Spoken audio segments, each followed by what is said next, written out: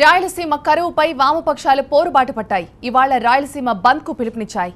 రాయలసీమకు ప్రత్యేక ప్యాకేజ్ డిమాండ్తో పాటు పలు డిమాండ్లపై సిపిఐ, సిపిఎంలు బంద్ చేపట్టాయి. తిరుపతి బంద్లో సిపిఐ, సిపిఎం ముఖ్య నేతలు పాల్గొంటున్నారు. తిరుపతి బస్టాండ్ దగ్గర బైఠాయించారు.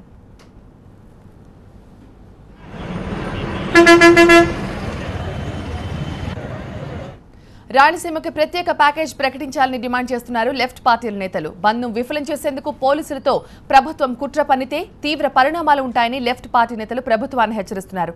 మరోవైపు ఎటువంటి అవాంఛనీయ సంఘటనలు జరగకుండా భారీ సంఖ్యలో మోహరించారు పోలీసులు.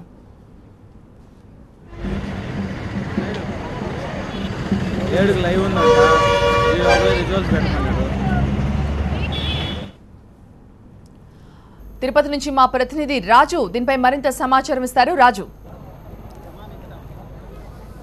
రాయలసీమ కరువుపై వామపక్షాలు పోరుబాట పట్టాయి. ప్రధానంగా రాయలసీమలో 4 జిల్లాల్లో వామపక్ష పార్టీలు బంద్కు పిలుపునిచ్చిన నేపథ్యంలో విపక్షాలు కూడా ఇందుకు మద్దతు పలికిన పరిస్థితి. ప్రధానంగా రాయలసీమలో పెండింగ్ పనులతో పాటు ఏవైతే పెండింగ్ ప్రాజెక్టులు త్వరితగతిన పూర్తి చేయాలి, రాయలసీమకు ప్రత్యేక ప్యాకేజీతో పాటు రాయలసీమ కరువు నివారణ చర్యలు చేపట్టాల్సిన అవసరం ఎంతైనా ఉంది అని చెప్పేసి విపక్షాలు ఆందోళనకు దిగాయి. తిరుపతి ఆర్టీసీ బస్టాండ్ ముందు విపక్ష నేతలు ఆందోళనకు దిగిన పరిస్థితి. ప్రధానంగా ముఖ్య నేతలు సిపిఐ, సిపిఎం నుంచి కూడా ముఖ్య నేతలు రాయలసీమలోని అనంతపురము, కడప జిల్లాలో సిపిఐ రాష్ట్ర కార్యదర్శి రామకృష్ణ, మధు పార్టిసిపేట్ చేశారు. అయితే ఆ వామపక్ష పార్టీ ముఖ్య నేతలు మనతో ఉన్నారు. సార్ చెప్పండి, ఈరోజు రాయలసీమ కరువుపై భవిష్యత్తులో ప్రజాస్వామ్య ఉద్యమాలను ఏ విధంగా వామపక్షాలు ముందుకు తీసుకెళ్లే అవకాశం ఉంది? ఈరోజు బంద్ ఏ విధంగా కొనసాగుతుంది?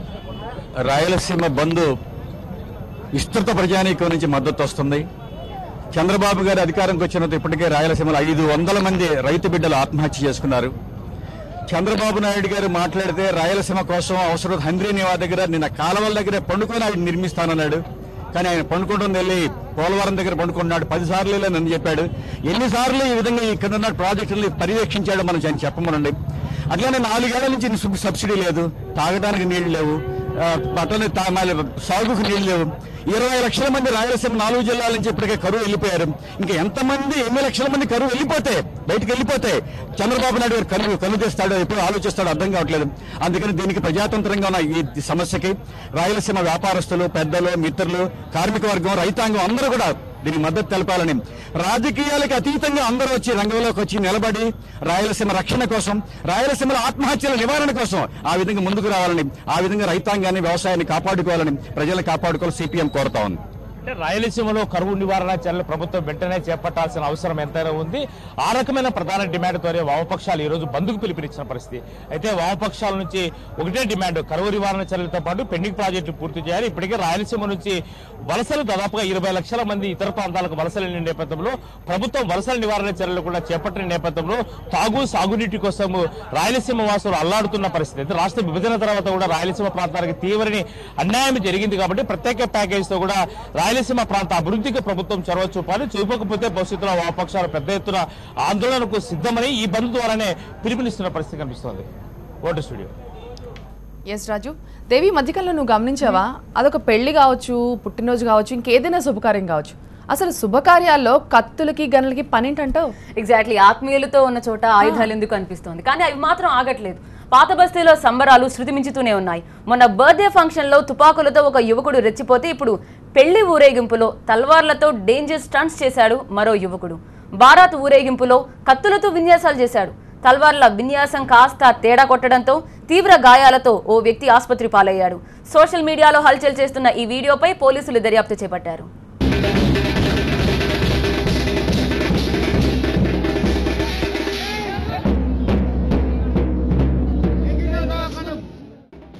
ఒకసారి ఇక్కడ చూడండి, ఇది పెళ్లి బరాత్. అందరూ చూస్తుండగానే 2 కత్తులతో విన్యాసం మొదలుపెట్టాడు ఓ వ్యక్తి. స్పీడ్గా విన్యాసాలు చేస్తున్నాడు.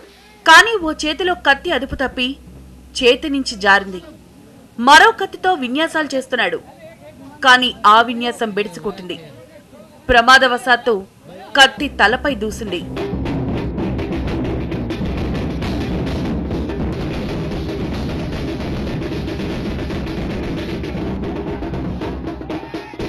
తల్వార్ వేటుతో తల నుంచి రక్తం కారుతోంది. ఆయన వినలేదు, అలా చేస్తూనే ఉన్నాడు.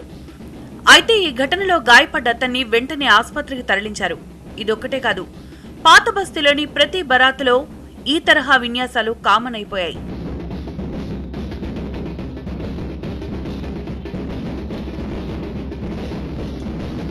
ఈ తల్వార్ విన్యాసాలు సోషల్ మీడియాలో హల్చల్ చేస్తున్నాయి.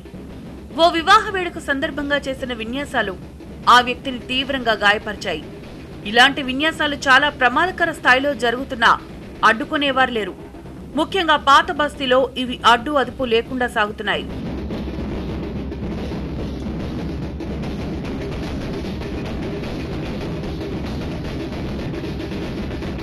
బరాత్లలో ఇలాంటి ప్రమాదకరమైన విన్యాసాలకు పోలీసులు అడ్డుకట్ట వేయాల్సి ఉంది. అయితే సోషల్ మీడియాలో హల్చల్ చేస్తున్న ఘటనపై పోలీసులు ఆరా తీస్తున్నారు. ఇటీవల ఓ బర్త్డే ఫంక్షన్లో గాల్లోకి కాల్పులు జరపడం కలకలం రేపింది. ఇప్పుడు బరాత్లో తల్వార్ల విన్యాసం ఇలా బెడిసికొట్టింది. ఈ 2 ఘటనలను పోలీసులు సీరియస్ గా తీసుకున్నారు. ఇక మాంచెస్టర్ లో ఉగ్రవాద దాడి తర్వాత ప్రపంచం మొత్తం అలర్ట్ అయింది. ఒక్కసారిగా మన దేశంలో కూడా అలాంటి ఏమైనా సంకేతాలు ఏమన్నా కనిపిస్తున్నాయా, వినిపిస్తున్నాయా, ఎవరన్నా వార్నింగ్ చేస్తున్నారా? Yes of course. కాశ్మీర్లో రాళ్ల దాడులు, బోర్డర్లో తుపాకీ మోతలు. జమ్మూ కాశ్మీర్లో ప్రస్తుతం సీన్ ఇదే. ఈ పరిస్థితిలో జరగబోయే అమర్నాథ్ యాత్ర సెక్యూరిటీ పరంగా టెన్షన్ రేపుతోంది. అమర్నాథ్ యాత్రను ఉగ్రవాదులు టార్గెట్ చేశారన్న హెచ్చరికలు కలకలం రేపుతున్నాయి. వేర్పాటువాద ఉగ్రవాద సంస్థలు యాత్రికులను లక్ష్యంగా చేసుకుని దాడులు చేస్తాయన్న వార్నింగ్స్ తో హోంశాఖ అలర్ట్ అయింది. యాత్రకు గట్టి భద్రతా చర్యలు తీసుకుంటోంది.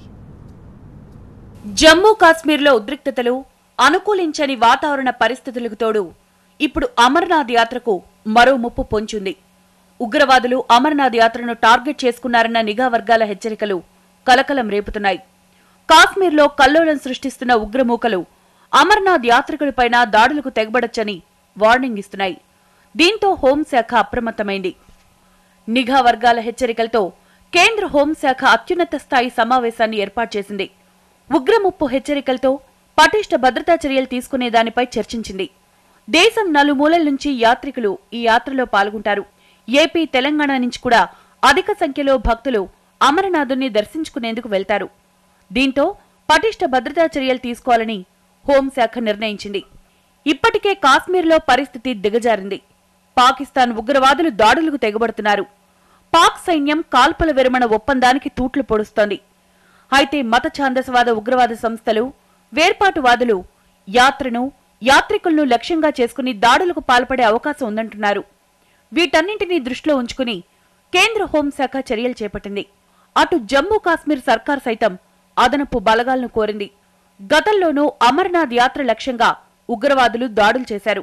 2000 సంవత్సరంలో లష్కరే తైబా ఉగ్రవాదులు జరిపిన దాడిలో 30 మంది యాత్రికులు ప్రాణాలు కోల్పోయారు. గతేడాది కాశ్మీర్లో నెలకొన్న అల్లర్ల కారణంగా అనేక మంది యాత్రికులు చిక్కుకునిపోయారు. దీంతో ఈసారి ఎలాంటి ఇబ్బందులు రాకుండా చర్యలు చేపట్టారు. ఉగ్రదాడుల హెచ్చరికలతో పటిష్ట భద్రత ఏర్పాటు చేస్తున్నారు. ఈ ఏడాది జూన్ 29 నుంచి 40 రోజుల పాటు అమర్నాథ్ యాత్ర సాగుతుంది. ఈ యాత్ర కోసం మొబైల్ నెట్వర్క్ కవరేజీ పూర్తి స్థాయిలో ఉండేలా ఏర్పాట్లు చేయాలని టెలికాం అధికారులను హోంశాఖ కోరింది. యాత్రకు ఇప్పటికే 1.5 లక్షల మంది పేర్లను నమోదు చేసుకోగా 25,000 మంది హెలికాప్టర్ టికెట్లు కొనుగోలు చేశారు. జీవితంలో ఒక్కసారైనా అమరనాథుని దర్శించుకోవాలనుకునే భక్తుల కోసం పటిష్ట భద్రత ఏర్పాట్లు చేస్తోంది కేంద్రం. ముందుగా హెల్త్ సెగ్మెంట్ లోకి వెళ్దాం. హెల్త్ అనగానే ఫుడ్. అఫ్ కోర్స్ నేను చాలా జాగ్రత్తగా ఉంటాను డైట్ విషయంలో. ఎందుకు ప్రత్యూష డైట్ ఏంటది? డైట్ సారీ, మాకు అలాంటివి వినిపించవు. మీరు రోజుకి 3 పూటలు తింటారా?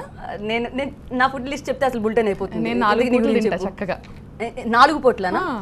4 పూటలు తినండి, అందరూ తినొచ్చు. కాకపోతే తినేదే ఏం తినాలనే దాని మీద మాత్రం చాలా కొంచెం స్ట్రిక్ట్ గా ఉంటే బెటర్.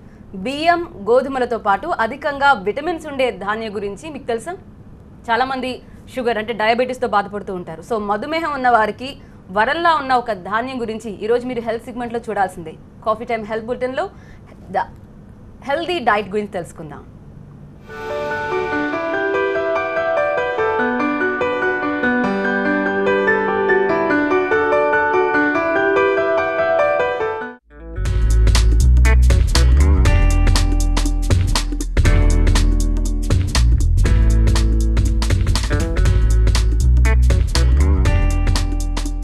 ఈ రోజు హెల్త్ లో కిన్వా ధాన్యం విశిష్టతలు చూద్దాం. కిన్వాలో ప్రోటీన్ శక్తి తిరుగులేంది. బియ్యం, గోధుమల్లో కంటే కిన్వాలో ప్రోటీన్ శాతం 10 రెట్లు ఎక్కువ. అంతేకాదు 9 రకాల ఎమినో యాసిడ్స్ కలిగిన అరుదైన ధాన్యం కిన్వా. అలాగే విటమిన్లు, మినరల్స్, ఐరన్ శాతం ఎక్కువే. 45 గ్రాముల్లో క్యాలరీలు 150 మాత్రమే. మహిళలకు అవసరమైన జింక్, ఐరన్ పుష్కలంగా లభిస్తుంది. గ్లిసెమిక్ ఇండెక్స్ చాలా తక్కువ కావడంతో బరువు తగ్గేవారు, మధుమేహులకి ఇది ఓ వరం.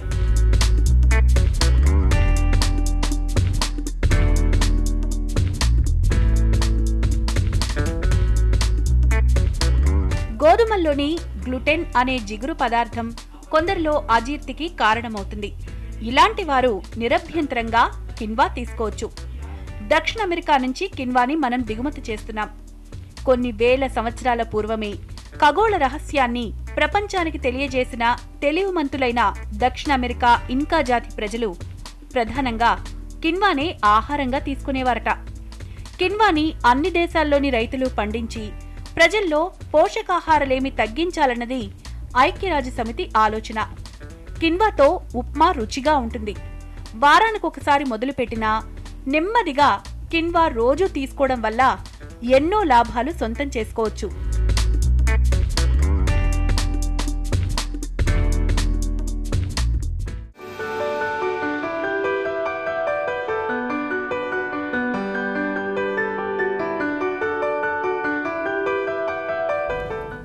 సో ఉష్ణోగ్రతలు అధికంగా నమోదవుతున్నాయి కాబట్టి తిరుమలకు మీరు ప్లాన్ చేస్తే కంపల్సరీ రద్దీ డీటెయిల్స్ ఎలా ఉన్నాయో తెలుసుకోవాల్సిందే.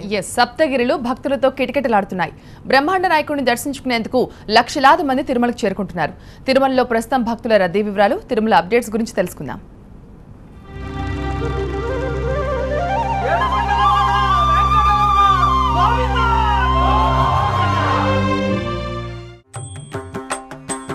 కొండలలో నెలకొన్న కోనేటి రాయడువాడు, కొండలంత వారములు గుప్పెడువాడు, కొండలంత వారములు గుప్పెడువాడు, కొండలలో నెలకొన్న కోనేటి రాయడువాడు, కొండలంత వారములు గుప్పెడు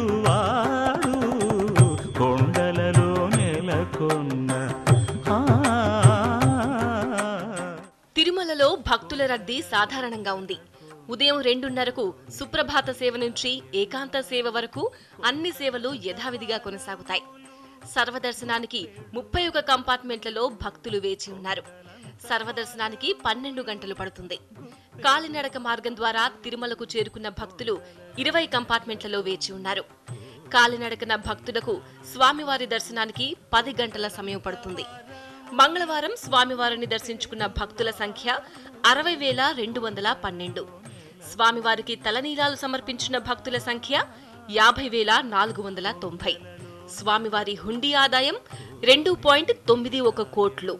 దేశంలో వానలు పుష్కలంగా కురవాలని కోరుతూ వరుణయాగం నిర్వహించనుంది టీటీడీ. శ్రీ జయేంద్ర సరస్వతి స్వామి పర్యవేక్షణలో వరుణ జపం, యాగం తిరుమల కొండపై వరాహస్వామి గుడి పక్కన పుష్కరిణిలో మే 29 నుంచి జూన్ 2 వరకు జరగబోతున్నాయి.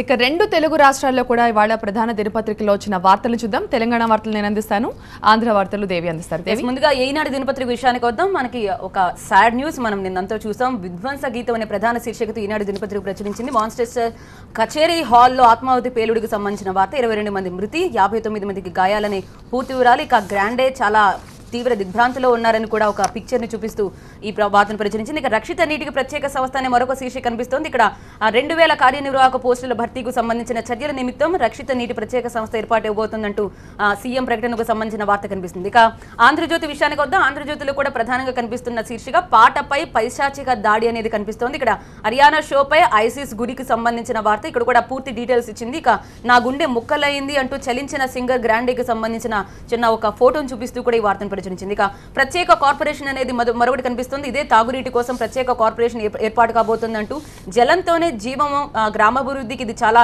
ముఖ్యం అంటూ ఒక ఉద్దేశం వచ్చే విధంగా వార్తను ప్రచురించింది. ఇక సాక్షి దినపత్రిక విషయానికి వద్దాం. సాక్షి దినపత్రికలో కూడా ప్రధానంగా కనిపిస్తున్న వార్త మారణ హోమం అనే శీర్షికతో కనిపిస్తోంది. బ్రిటన్లోని మాంచెస్టర్లో ఆత్మాహుతి దాడికి సంబంధించిన ఒక ఫోటోను చూపిస్తూ దుండగులు సల్మాన్ అబేదీగా గుర్తించారంటూ ఒక వార్తను చూపిస్తుంది. ఇక విశాఖలో భూమాయ అనే ఒక వార్త చూపిస్తుంది. ఇక్కడ ప్రభుత్వంపై విమర్శలు గుప్పిస్తూ అంతా మంత్రి లోకేష్ కనుసనలోనే విశాఖలో భూమాయ అనేది జరుగుతోందంటూ ఒక ఫోటోను చూపిస్తూ దానికి సంబంధించిన ప్రభుత్వంపై విమర్శలు చూపిస్తున్న పాయింట్స్ తో కూడిన ఒక వార్త మనకి కనిపిస్తోంది. ఇది మనకి ప్రముఖ దినపత్రికల్లో వచ్చిన వార్తలు. ఇక తెలంగాణ వార్తల విషయానికి వస్తే ప్రధానంగా తెలంగాణలో అన్ని దినపత్రికల్లో కూడా మెయిన్ స్టోరీ ఇదే కనిపిస్తోంది మనకి. మాంచెస్టర్లో జరిగిన మారణకాండకు సంబంధించి నమస్తే తెలంగాణ చూస్తే ఇక్కడ జరిగిన దాడితో పాటుగా ఇక రాష్ట్ర అవతరణ వేడుకలకు సంబంధించి రాష్ట్ర ప్రభుత్వం అన్ని ఏర్పాట్లు చేసుకుంటోంది. ధూమ్ధామ్గా అవతరణ ఉత్సవాలు చేసేందుకు రెడీ అవుతోంది. మరోవైపు అమెరికాలో కేటీఆర్ నీటి వనరుల సదస్సులో ప్రసంగించారు. రాష్ట్రంలో తాము తీసుకుంటున్న చర్యల గురించి కూడా ఈ సదస్సులో ఆయన వివరించారు. ఇక పాక్ పోస్టులు ధ్వంసమయ్యాయి. నౌషరా సెక్టార్లో భారత సైన్యం విరుచుకుపడింది. దాడులను భారత్ సమర్థించుకుంది. ఇక అమిత్ షా పర్యటన సందర్భంగా మత రిజర్వేషన్లకు తాము వ్యతిరేకం అంటూ ఆయన ఒక క్లారిటీ ఇచ్చేశారు. ఇక అలాగే వచ్చే నెల వేతనం నుంచి పీఆర్సీ బకాయిలకు సంబంధించి ఒక వార్త చూస్తున్నాం. ఇక నవ తెలంగాణ విషయానికి వస్తే ఈ మాంచెస్టర్లో జరిగిన మారణకాండతో పాటుగా జనవరి నుంచి డిసెంబర్ బడ్జెట్ పై ఆర్థిక శాఖ తర్జనభర్జనలు పడుతోంది. దీనివల్ల ఒరిగేది ఏంటి అని ఇప్పుడు ఆలోచిస్తున్నారు. ఇక డిఎస్సికి నో డెడ్ లైన్ అంటూ డిప్యూటీ సీఎం కడియం శ్రీహరి ప్రకటించారు. ఇక అలాగే తెలంగాణ నుంచి దక్షిణాదిని విస్తరిస్తామని అమిత్ షా తన పర్యటన సందర్భంగా తన క్యాడర్ కు ఒక భరోసా ఇచ్చారు. మరోవైపు ఎండా ఒక్కపోతకు సంబంధించి రాష్ట్రంలో రోజు రోజుకి పెరిగిపోతున్న ఉష్ణోగ్రతలకు సంబంధించి ఒక వార్త చూస్తూ ఉన్నాం. ఇక రాష్ట్ర అవతరణ సందర్భంగా తెలంగాణలో పారిశుద్ధ్య కార్మికులకు వేతనాలు పెంచుతున్నారు. బల్దియా పరిధిలో 1500 పెంచాలని సీఎం నిర్ణయం తీసుకున్నట్టు తెలుస్తోంది. ఇవి తెలంగాణలో ఉన్న ప్రముఖ పత్రికల్లో వచ్చిన వార్తలు.